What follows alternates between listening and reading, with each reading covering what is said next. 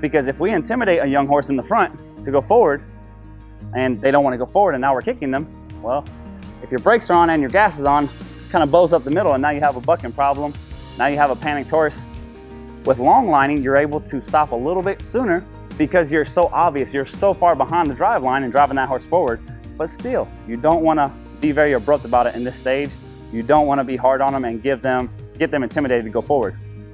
So I'm going to change directions and we're going to give him another stop.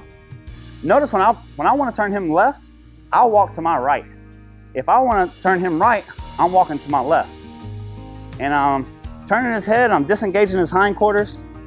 If you can control the front and the back of the horse, you can ride any horse on this earth.